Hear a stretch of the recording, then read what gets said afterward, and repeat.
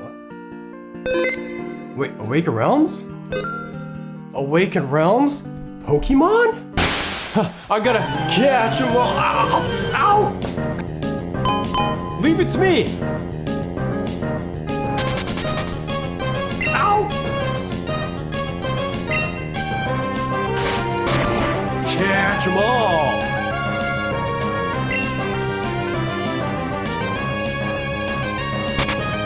Whoa!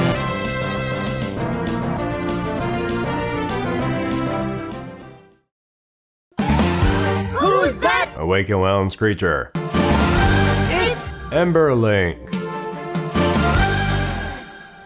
Dragon Eclipse, from the same company that brought you this dark fantasy world of Tainted Grail, we now have a happier campaign game that centers around taming animals. Yep, you're a tamer in a magical world where people use, work with creatures to run their cities. Namely, your starting one called Cairn.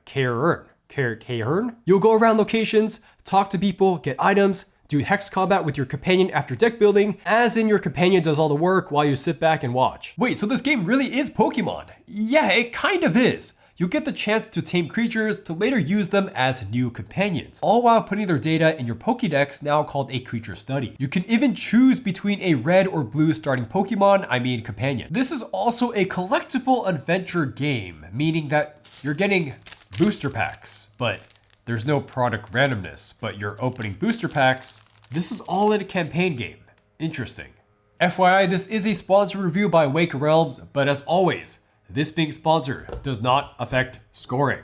We also just have the prototype here, so I'm only covering scenarios 1 through 2, so even though Dragon Eclipse is a 1 to 2 player game, we only have solo mode. More details on 2-player stuff and scoring. Also, each scenario takes about 1 to 2 hours. While there's not really too much to spoil here, I've made sure not to reveal too many of the hidden secrets, the scripts, or even the later creature fights. You'll see a couple of early game spoilers to get my points across, but I've tried to make those as non-spoilery as possible. How to play! Dragon Eclipse is 2 parts, adventuring and combat. Adventuring is the main loop of the game. You, as the tamer, are trying to get something done in locations, and you have a certain amount of time to do it. All you do is point to a location on the map, find its appropriate script, and read it. Sometimes in the script, you'll be told to move time down. Sometimes you'll put tokens down on the map, and that will influence later events. Once the time reaches the end, you'll flip over the card there and it does something. Sometimes it forces you to leave that location, or you get some extra time. If you stay in that location, there will be a new secret for when time hits 0 next. During exploring, you might be asked to do a check. So you flip over the top card of the item deck and play a push your luck game. You can pick another card after flipping a card. But be careful, you can get penalized for having too many of these moon crescent shapes. Look at your table to see how your result matches up. And then of course, during adventuring, you'll be called upon to do combat sometimes. You take out this battle map and you place your companion, a creature that you choose to fight for you with its own stats, abilities, and elements. You can either kill or sometimes tame your enemy. Taming requires you to accomplish a list of tasks in order. We won't go into that too much yet. You lose by dropping to 0 health. You go first, and all you do is play one of the 4 cards in front of you. Actions include moving for your move value, attacking for your attacking value, or just straight up charging your elemental power. Oh, you also get elemental power depending on what slot you play the card from. These elements are used for the bonus actions, which you could do one of before or after your card play. Examples are like moving, but you could also do huge bonus aggressive things that are expensive. Then the enemy goes, just performing the no top card of his deck, which corresponds to a set action. Here, it'll rush, which is moving towards you, then attacks for its attacking value. After that, it's back to you, do your 1 card. But you see this little token here? This is what triggers the enemy's special ability. So here, once there's 3 cards done for the Wind Rider, it'll blink to a tornado space furthest from you. Then you reset the enemy deck. Win or lose the fight, you'll be asked to read a script, which usually means you go back to adventuring.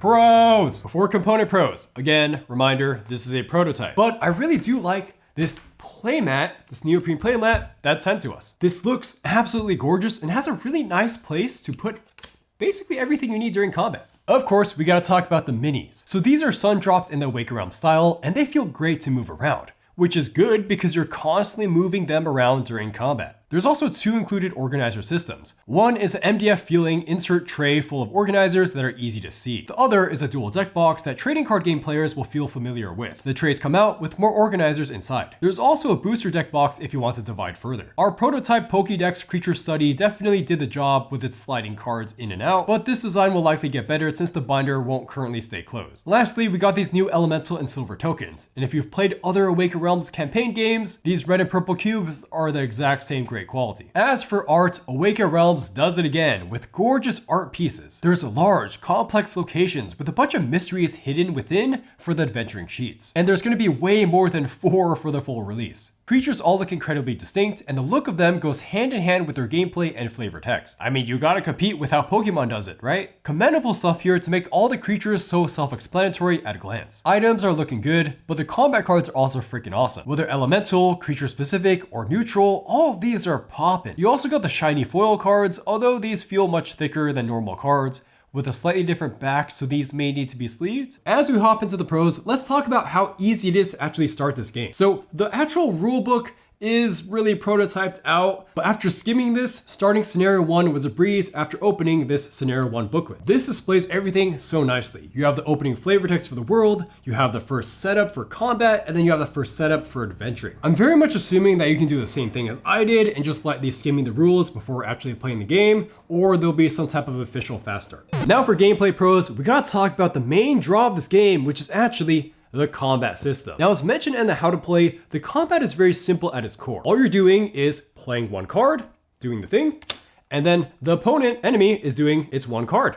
Then that's it. But all the stuff within this simple loop makes this so praiseworthy. So for your turn, you have the option to use your elemental bonus actions before or after your card play. And you can also use your creature's bonus actions. This could give you upwards of 5 different bonus actions on a turn. That is, if you can afford them. FYI, each element provides 1 unique special ability, all with different cost. The other 2 abilities of moving or drawing more cards is available to every element. Anyways, you have to manage your elemental markers carefully, deciding to use certain cards just because of their slot on the map, and then deciding whether to do a bonus action to move after attacking this turn, or maybe just to save up for your biggest bonus attack. You also want to time your passive cards, which give you a 1-turn boost when used, so you can plan a big attack next turn or defend against a heavy hitting enemy turn. And you'll know about the enemy's big attack turn because of the face-up deck. Plus you'll also know which round it'll trigger its special action as the card slots fill up. You probably don't want to be standing next to the enemy if it's going to trigger an attack next turn without moving. Or maybe you move completely outside of its movement range if it's going to rush you, which is just trying to get close to you. My favorite counterplay is to temporarily immobilize the enemy right before it has a big turn of running up and trying to attack me. There's a nice progression to certain fights too, as some creatures put down things on the map to benefit them, so you want to defeat them before they place too many. There's also a fatigue card you can get during scenarios that can slow you down, so make sure you don't get those. And the arenas aren't all the same. There'll be markers to place as destructible trees, or as exploding one-time use areas, or these can be berries to eat to heal yourself. This all makes positioning even more nuanced,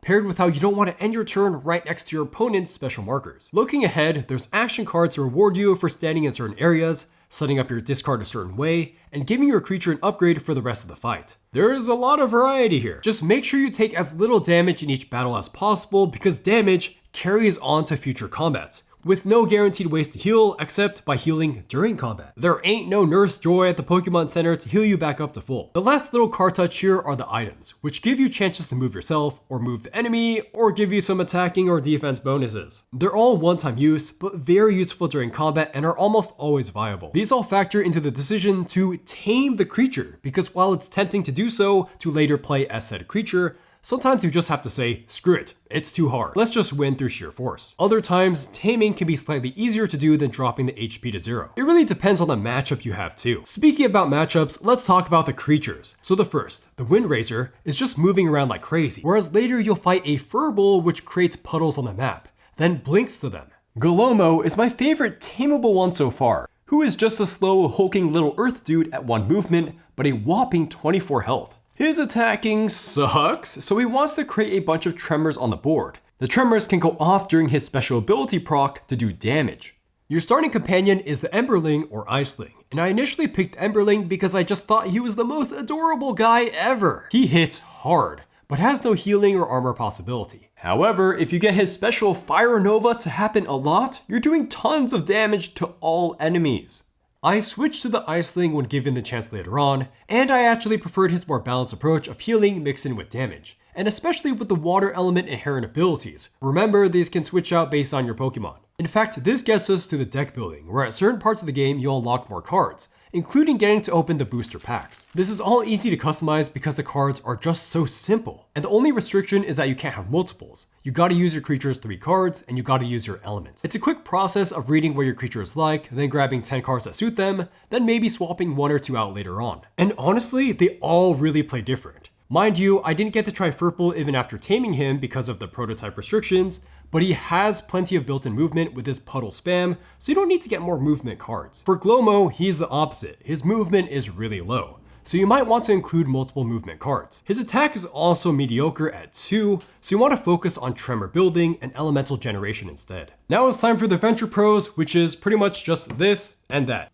Small booklet and sheet. Now we understand that Dragon Eclipse is meant to be a more accessible campaign game listed at 1 hour, and the way they crammed so much into this sheet is impressive. Before you actually start exploring, you can do a Where's Waldo sort of minigame, because if you see any hidden script numbers, you can just go to them. This gives you a surprising amount of content for a location, and then also draws you into the art of each location more, as your eyes survey every nook and cranny for hidden numbers. As for the rest of the adventuring, it's insanely easy. You just go to the number in the booklet, and sometimes it'll tell you time goes down. Everything from talking to NPCs, locations changing, or even getting new items are all handled by either putting down an A or B token or a secret. This keeps bookkeeping really smooth, with the excitement of you not knowing what will happen after the secret gets flipped when time runs out. The locations also feel well timed. You can't dawdle around with the time going down. Scripts frequently remind you of what you should be doing, all while there's at least a half dozen scripts you could read. So you kind of have to put on your Sherlock Holmes hat and suss out which areas on the map are worth going towards. As for the story, I really feel like I was barely able to experience much of it because there's only 2 scenarios, whereas the full campaign is 12 scenarios. It was at the end of the 2 scenarios, then you're given the option to start branching out, but obviously, there's not more scenarios in this prototype. So it's hard to say how good the story really is, but it is laying some solid foundation so far, and yes, there are dragons, and yes, there is something to do with an eclipse. All I can say so far is that there's an appropriate fantasy buildup as you get your feet wet with the mechanics. There's a good amount of mix of adventure and combat, and a pretty good amount of NPCs to help. Although I doubt helping them has super deep ramifications in the way Tainted Grail Kings of Ruin does,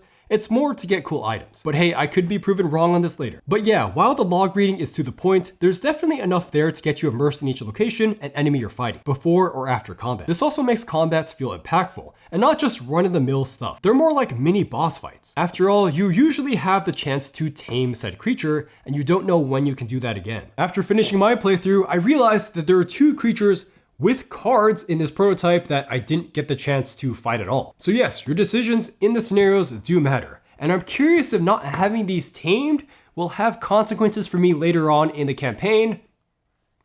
Cons. This wasn't going to be here initially, but one of the prototype minis had a part that snapped off while filming. That made me sad. But for the most part, minis feel great, and I'm expecting the actual production minis to be even better. The rulebook now. So this is so prototyped out, I can't really complain about it in good faith, and it even included what cards go behind what dividers for more clarity. However, I thought I might give you some more concerns to give you more of an idea of what could trip you up during gameplay. First, doing item checks is extremely confusing because it says you can draw 1 more item card if you want after the first, but then it doesn't say you can keep going after that, but you definitely can. The idea is to have a push your luck mechanic. The second is some confusion on how creature health works between scenarios. So when you add in a new companion between scenarios, but already have a companion that has taken damage, how does that work? Does the second creature just take the first one's damage? Well, no need to worry about that because you don't carry over health. The info is here if you follow the component moving precisely, but more info about health not moving over could have been at the start of scenario 2. Let's get into component cons. Here's one during combat.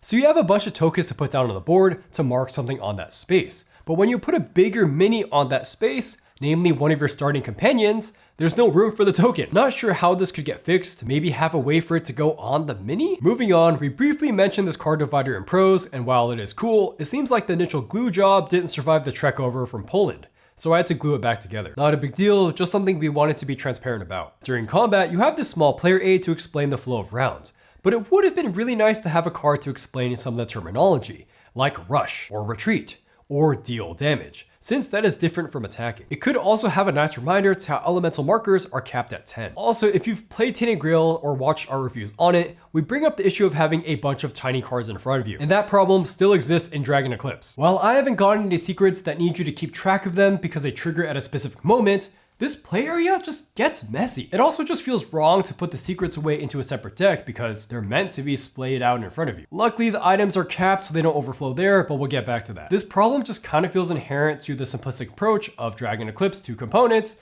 because there's no sheet of paper to mark off things like there is in Tainted Grail. Everything long-term is logged through these secret cards. Okay, gameplay cons time. So we got some balance concerns with the foil cards. So these didn't seem like a big deal at first, with some strong but not insanely crazy abilities, until I opened the booster pack and found this card right here, Fathomable Tide. This one is so strong. Fathomable Tide literally attacks every enemy on the board, then moves them all by up to 1 space, then pretty likely deals 3 wounds. That means if cast with your companion, it does 7 damage by just straight up standing still. Compare this to a neutral upgraded action that lets you attack, then attack again by paying health.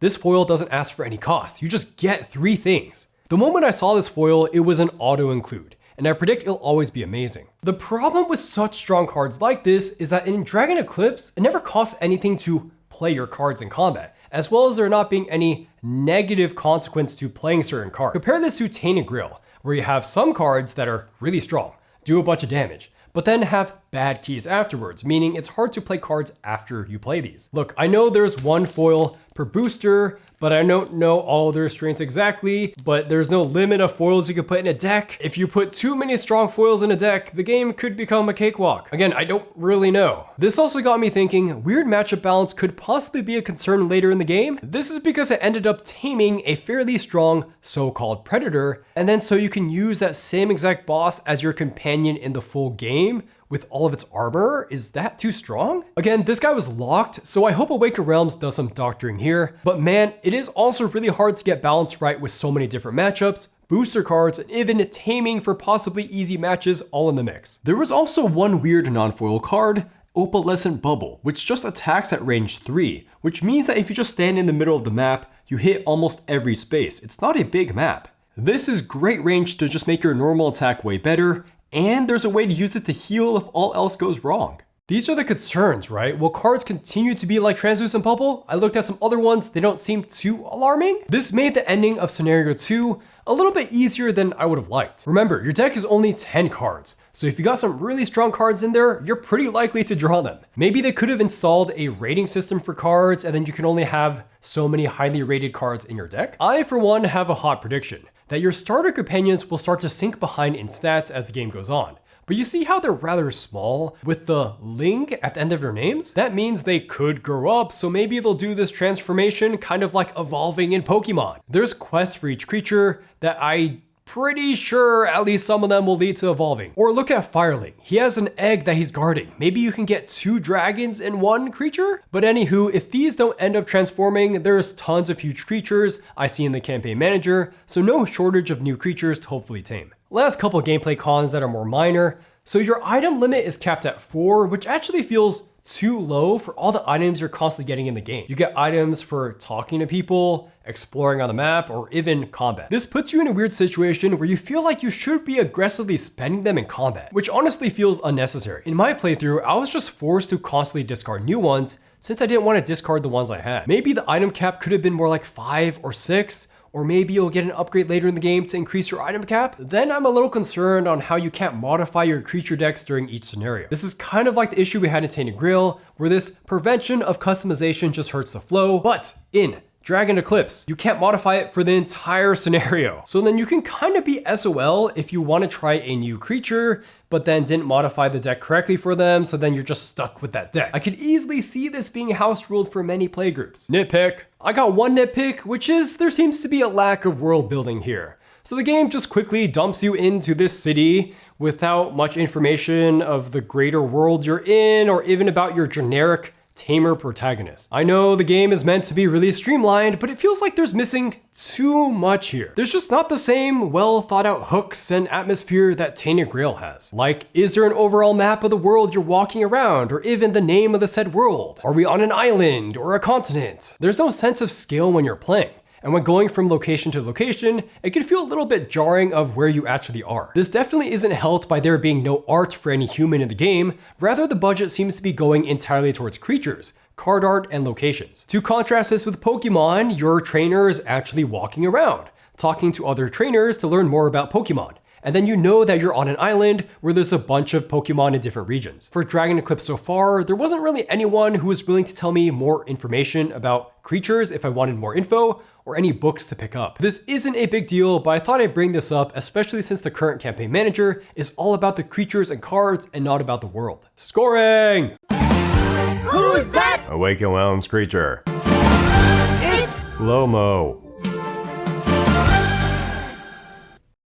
So now it's time for a tentative score on Dragon Eclipse, where we try to critically evaluate the aforementioned pros and cons of this prototype with the caveat of whether or not this is even a good idea in the first place. And so, Dragon Eclipse is going to get a 7 out of 10. It is tentatively good. One thing's for sure, compared to the big campaign games of today like Tainted Grail, or Kingdom Death Monster, or Aeon's Trespass Odyssey, or Frosthaven, Dragon Eclipse is way easier to get into, doesn't take that long to play, and doesn't take that much table space either. You just open up your scenario booklet, grab a cute companion, and then go out there into the world outside of your magical city and see if you can tame creatures and see what drama starts heating up. And the drama definitely starts heating up at the end of scenario 2. But honestly, I can't even be certain if this is going for story twist at all. And there's no intrigue I can detect for any NPC long-term consequences. Dragon Eclipse is actually a reverse of what we've come to expect from Awaken Realms through our many hours of Tainted Grail, where the focus is not on exploration now. In Dragon Eclipse, the focus is on combat. And the combat is surprisingly crunchy for what it is, with matchups feeling different with the taming possibility, and deck building is a cool puzzle. It's not crazy complicated, with combos frequently not going past 2 or 3 actions. It's frequently doing a main action to get elemental energy, to then move with your bonus action, or do a big bonus action. By the way, there's no dice in this game, but there is randomness, especially through your own card draws off the top of your deck. While there is some slight mitigation that every element can use, this is using up both elements and your bonus action. Seeing how there's so many different tokens you could put on the map to influence it, with creature designs already being pretty varied, and the enemy activation can go up to slot 5, meaning that you could have some pretty crazy boss fights, there's a lot of reasons to be optimistic about this combat system. How much you want to think about combat really starts to affect the playtime of each scenario. With 2 to 3 fights a scenario so far, if you're a real thinker there, scenarios can take longer than 2 hours. The big question is, but what about the booster packs? Because this is a collectible adventure game with supposedly no product randomness. So are you just getting a certain amount of boosters that you know what's inside? Doesn't that completely defeat the purpose of booster packs that are loaded with random cards? Yeah, a big part of me actually feels like these boosters and having them in the game is completely unnecessary. It's really just here to give people the feeling of cardboard crack